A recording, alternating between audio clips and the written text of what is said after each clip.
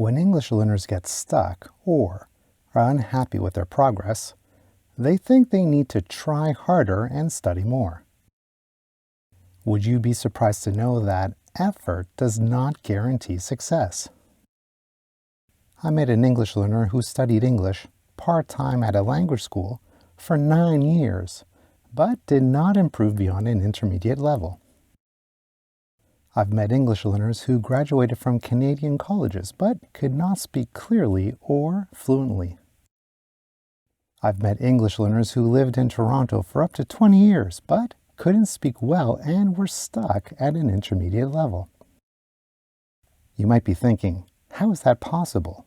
Or you might be asking yourself, did they study hard?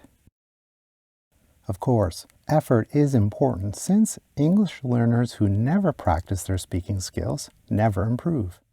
However, effort isn't the only essential ingredient for fluency.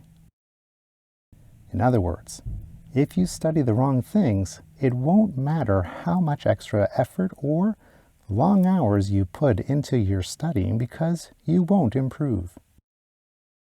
I know this for one simple reason. I've helped each of my students improve their speaking and listening skills even though they had been stuck at an intermediate level for many years or had graduated from college and language schools. You might be asking yourself, what should I study? First, let's talk about what you shouldn't study, and that is grammar. Obviously, grammar is important for achieving fluency, but it should never be studied quietly from a textbook or in a classroom. This may seem hard to believe because most high schools, universities, colleges, and language schools use grammar textbooks to teach English. Consider the following 5 points. Every English learner who is stuck has one thing in common. They focused on studying grammar. Young children who can speak English fluently don't understand grammar rules, and yet they're fluent. If grammar is the best way to learn English, why are students bad at speaking even after studying for many years? During a conversation, there's no time to think about grammar rules, so why is it necessary to learn them? Grammar rules explain how we write English, not how we speak it. For example, grammar textbooks never describe word linking, the schwa sound, stress and intonation, or the importance of body language. Remember, spoken English is made up of sounds, so you must practice those sounds while speaking in order to improve.